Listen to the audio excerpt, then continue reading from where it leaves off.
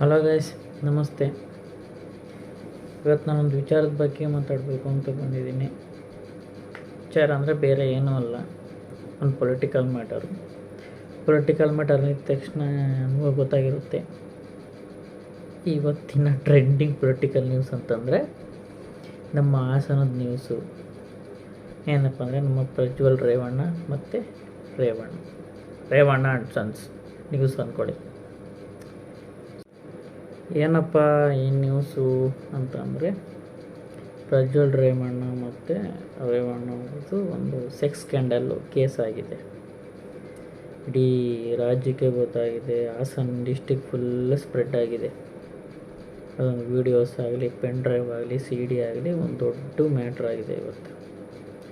So ಅದ್ರ ಬಗ್ಗೆ ಹೇಳೋ ಅಂಥದ್ದು ಏನಂತಂದರೆ, ಈ ಕೇಸ್ ಬಗ್ಗೆ ಯೋಚನೆ ಮಾಡಬೇಕಾಗಿರೋಂಥ ವಿಚಾರ ಏನಪ್ಪ ಅಂತಂದರೆ, ಈಗ ಪ್ರಜ್ವಲ್ ರೇವಣ್ಣ ಅವರು ಕೇಸಲ್ಲಿ ತಗ್ಲಾಕೊಂಬಿಟ್ರು, ಲೈಫು ಡ್ಯಾಮೇಜ್ ಆಯಿತು, ಪೊಲಿಟಿಕಲ್ ಲೈಫ್ ಡ್ಯಾಮೇಜ್ ಆಯಿತು ಅನ್ನೋದಲ್ಲ.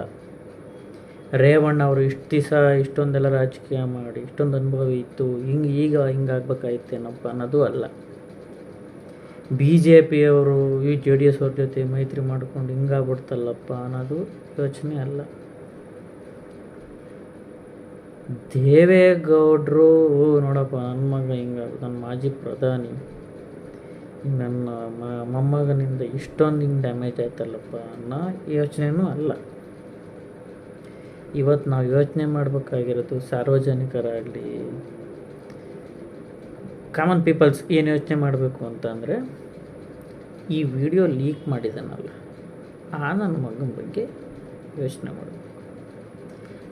ಆಯ್ತಪ್ಪ, ನಿಮ್ಮ ಪ್ರಜ್ವಲ್ ರೇವಣ್ಣ ಮೇಲೆ ಏನೋ ಪೊಲಿಟಿಕಲ್ ಪ್ರಾಬ್ಲಮ್ ಇತ್ತು, ಆಯಿತು, ನಿನಗೆ ಸಾಮಾಜಿಕ ನ್ಯಾಯ ತಲುಪಿಸ್ಬೇಕಾಗಿತ್ತು, ಎಲ್ಲರಿಗೂ ನ್ಯಾಯ ಕೊಡಬೇಕಾಗಿತ್ತು. ನೀನು ರೇವಣ್ಣ ರೇವಣ್ಣ ಫ್ಯಾಮಿಲಿ ಮಾಡ್ತಿರೋ ನ್ಯಾಯದ ಬಗ್ಗೆ ನೀನು ಇಡೀ ರಾಜ್ಯಕ್ಕೆ ತೋರಿಸ್ಬೇಕಾಗಿತ್ತು.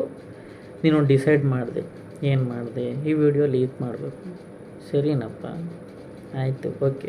ನೀನು ವಿಡಿಯೋ ಲೀಕ್ ಮಾಡಿದೆ, ಅವ್ರ ಬಗ್ಗೆ ನೀನು ಬ್ಯಾಡ್ ಪ್ರೊಜೆಕ್ಷನ್ ಕೊಟ್ಟೆ ಇಡೀ ರಾಜ್ಯಕ್ಕೆ.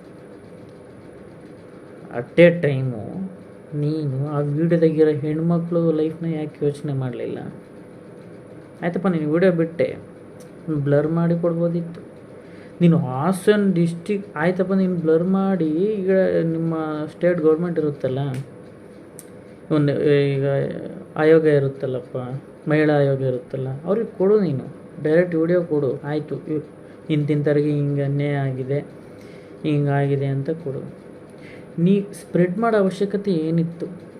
ಹಾಸನ ಡಿಸ್ಟಿಕ್ ಫುಲ್ಲು ಪೆನ್ ಡ್ರೈವಲ್ಲಿ, CD ಸೋಷಿಯಲ್ ಮೀಡಿಯಾಗಳಲ್ಲಿ ಎಲ್ಲ ಸ್ಪ್ರೆಡ್ ಮಾಡಿ, ನೀನು ಪ್ರಜ್ವಲ್ ರೇವಣ್ಣ ಮತ್ತು ದೇವೇಗೌಡರ ಫ್ಯಾಮಿಲಿ ಮಾತ್ರ ನೀನು ಮರ್ಯಾದೆ ಕಳೆದಿಲ್ಲ. ಇವತ್ತು ಇಡೀ ಅವ್ರು ಏನು ಆ ವಿಡಿಯೋದಲ್ಲಿದ್ದಾರೆ ಆ ಎಷ್ಟು ಹೆಣ್ಣು ಮಕ್ಳಿಗೂ ನೀನು ಮರ್ಯಾದೆ ಕಳೆದಿದೆಯಾ ಅಂದರೆ, ಇವಾಗ ನಿನ್ನ ಪಾಯಿಂಟ್ ಆಫ್ ವ್ಯೂನಲ್ಲೇ ಹೇಳಬೇಕು ಅಂತಂದರೆ, ಇವತ್ತಿಗೂ ನೀನು ಏನು ದೌರ್ಜನ್ಯಕ್ಕೆ ಒಳಗಾಗಿದ್ದಾರಲ್ಲ ಅಷ್ಟು ಹೆಣ್ಮಕ್ಳಿಗೆ ನೀನು ನ್ಯಾಯ ಕೊಡಿಸ್ಬೇಕು ಅಂತ ಈ ಕೆಲಸ ಮಾಡಿಲ್ಲ. ಪ್ರಜ್ವಲ್ ರೇವಣ್ಣ, ದೇವೇಗೌಡರು, ಕುಮಾರಸ್ವಾಮಿ ಈ ಫ್ಯಾಮಿಲಿ ಮೇಲೆ ಸೇಡ್ ತೀರಿಸ್ಕೋಬೇಕು ಅನ್ನೋ ಒಂದೇ ಉದ್ದೇಶದಿಂದ ಈ ವಿಡಿಯೋ ಲೀಕ್ ಮಾಡಿದ್ದೆ ಅಷ್ಟೆ. ನೀನು ಒಳ್ಳೆ ಸಾಮಾಜಿಕ ಕಳಕಳಿ ಇರೋಂಥ ವ್ಯಕ್ತಿ ಆಗಿದ್ದಿದ್ರೆ ಇವತ್ತು ಆ ವಿಡಿಯೋದಲ್ಲಿ ಆ ಹೆಣ್ಮಕ್ಳು ಫೇಸ್ ಕಾಣಿಸ್ತಂದ್ರೆ ಬ್ಲರ್ ಮಾಡಿ ಸೋಷಿಯಲ್ ಮೀಡಿಯಾದ ಬಿಟ್ಟು ಇವ್ರನ್ನ ಈ ತಪ್ಪಿಗೆ ಈ ಪ್ರೊಜೆಕ್ಷನ್ ಮಾಡಿ ಹಿಂಗೆ ತೋರಿಸ್ಬೋದಾಯಿತು. ಇವ್ರು ಹಿಂಗೆ ಮಾಡಿದ್ದಾರೆ ನೋಡಿ, ಹಿಂಗೆ ಮಾಡಿದ್ದಾರೆ ಅಂತ ಒಂದು ಪ್ರೊಜೆಕ್ಟ್ ಮಾಡ್ಬೋದಾಯಿತು. ಬಟ್ ನೀನು ಸರ್ಕಾರಕ್ಕೆ ಕೊಡಬೇಕಾದ್ರೆ ಎಲ್ಲದನ್ನು ವಿತ್ ಪ್ರೂಫ್ ಕೊಡಬೇಕಾಗುತ್ತೆ. ನೀನು ಡೈರೆಕ್ಟ್ ಎಲ್ಲ ವೀಡಿಯೋಗಳನ್ನು ರಿಯಲ್ ವೀಡಿಯೋಗಳೇ ಕೊಡಬೇಕಾಗುತ್ತೆ. ಆಯಿತು, ಕೊಡು, ನೀನು ಅಲ್ಲಿ ಕೊಡು. ಬಟ್ ಸೋಷಿಯಲ್ ಮೀಡಿಯಾದಾಗಲಿ CD ಪೆನ್ ಡ್ರೈವೆಲ್ಲ ಯಾಕೆ ಹಿಂಗೆ ಓಪನ್ನ ಬಿಡಬೇಕಾಗಿತ್ತು? ಇದರಿಂದ ನೀನು ಅವ್ರನ್ನ ಮರ್ಯಾದೆ ಕಳಿಬೇಕು ಅಂತಲೋ, ಪೊಲಿಟಿಕಲ್ ಆಗಿ ನೀನು ಅವ್ರನ್ನ ಡಾಮಿನೇಟ್ ಮಾಡಬೇಕು ಅಂತಲೋ ಮಾಡ್ದೋ ಇಲ್ಲ, ಅದು ನಿನ್ನ ಥಿಂಕಲ್ಲಿ ಇರುತ್ತೆ. ಆಯಿತು, ಓಕೆ. ಬಟ್ ಇಷ್ಟು ಹೆಣ್ಮಕ್ಳು ಬಾಳೇನು ನೆಕ್ಸ್ಟು? ಅವ್ರು ತಲೆ ಎತ್ತಿ ಬಾಳ್ಬೋದಾ? ಅವ್ರೇನೋ ಕಮಿಟ್ಮೆಂಟ್ಗೆ ಅವ್ರೇನೋ ಇದು ಮಾಡ್ಕೊಂಡು ಏನೋ ಒಂದು ಲೈಫ್ ಸೆಟ್ಲಾಗಿರ್ತಾರೆ. ಯಾಕೆಂದರೆ ಇವು ನೆನ್ನೆ ಮೊನ್ನೆ ಆಗಿರೋ ಮ್ಯಾಟ್ರಲ್ಲ ಇದು.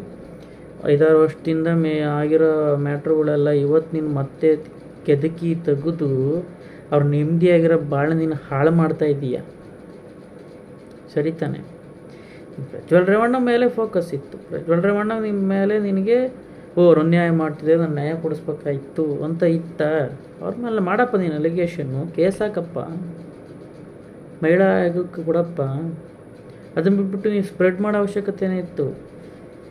ಸೊ ನನ್ನ ಪಾಯಿಂಟ್ ಆಫ್ ವ್ಯೂನಲ್ಲಿ ಏನು ಅಂತಂದರೆ, ಎಷ್ಟು ಈಗ ಪ್ರಜ್ವಲ್ ರೇವಣ್ಣ ಏನು ಕೃತ್ಯ ಮಾಡಿದರು ಅಷ್ಟು ಅದಕ್ಕಿಂತ ಡಬ್ಬಲ್ ಕೃತ್ಯ ಈ ವಿಡಿಯೋ ಲೈಕ್ ಮಾಡಿದ್ದಾನಲ್ಲ ಈ ನನ್ನ ಮಗ ಮಾಡಿದ್ದಾನೆ. ನೀವೆಷ್ಟು ಅವನಿಗೆ ಆ್ಯಕ್ಷನ್ ತೊಗೊತಿರೋ ಪ್ರಜ್ವಲ್ ರೇವಣ್ಣ ಆ್ಯಂಡ್ ಫ್ಯಾಮಿಲಿಗೆ, ಅಷ್ಟು ಅದಕ್ಕಿಂತ ಡಬಲ್ ಆ್ಯಕ್ಷನ್ ಈ ನನ್ನ ಮಗ ಮೇಲೆ ತಗೋಬೇಕು. ವಿಡಿಯೋ ಲೈಕ್ ಮಾಡೋರ ಮೇಲೆ ರೀ, ಅವನು ತಪ್ಪು ಮಾಡಿದ್ದಾನೆ, ಅವನು ಅನುಭವಿಸ್ಕೊಂತಾನೆ. ಇವ್ರೇನು ರೀ ಮಾಡಿದರು ತಪ್ಪು? ಹಂಗಾದ್ರೆ ಈ ಲೇಡಿಗಳು ಏನು ಮಾಡಿದ್ರು ತಪ್ಪು? ಅವ್ರ ಫ್ಯಾಮಿಲಿ ಇರ್ತವೇನ್ರಿ ಈ ವಿಡಿಯೋಗಳು ನೋಡಿದ ಮೇಲೆ? ಬೇಕೂಫುಗಳು ಮಾಡೋ ಕೆಲಸಗಳು ಇದೆಲ್ಲ. ನಿಮ್ಮ ಮಧ್ಯೆ ಏನೋ ಪೊಲಿಟಿಕಲ್ ಅಲಿಗೇಷನ್ಸ್ ಇರ್ಬೋದು, ಪೊಲಿಟಿಕಲ್ ಪ್ರಾಬ್ಲಮ್ ಇರ್ಬೋದು.